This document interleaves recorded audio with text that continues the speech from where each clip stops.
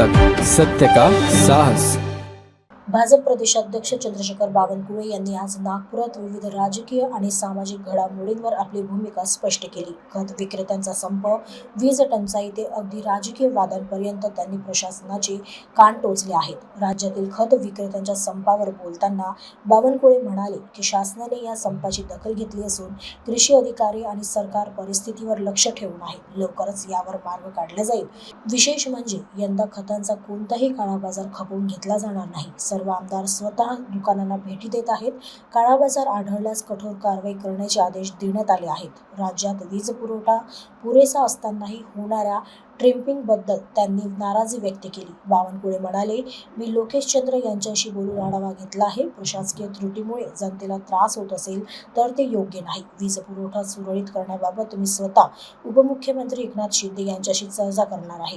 काँग्रेस नेते विजय वडेट्टीवार यांनी पंतप्रधान मोदींवर केलेल्या टीकेचा बावनकुळेंनी चांगलाच समाचार घेतला. वडेट्टीवार यांना भारताची संस्कृती आणि मोदींची जनतेच्या मनातील जागा अद्याप समजलेली नाही. राहुल गांधींची शाबासकी मिळवण्यासाठी आणि काँग्रेसमध्ये आपले मार्क वाढवण्यासाठी ते अशी वक्तव्य करत आहेत. ट्रम्प यांच्याशी मोदींची तुलना करणे चुकीचे आहे, असे ते म्हणाले. वडेट्टीवार जी को भारत की संस्कृति संस्कार समझ लेने चाहिए।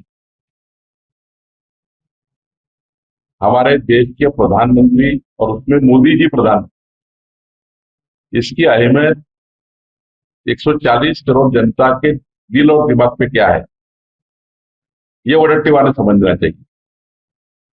अगर वडेट्टीवार ट्रम्प के साथ जोड़ते हैं फिर बड़ी भूल कर रहे हैं।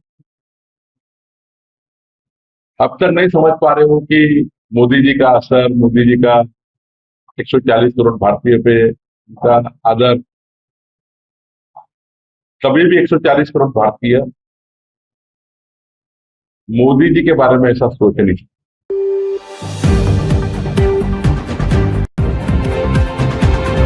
अब तक सत्य का साहस।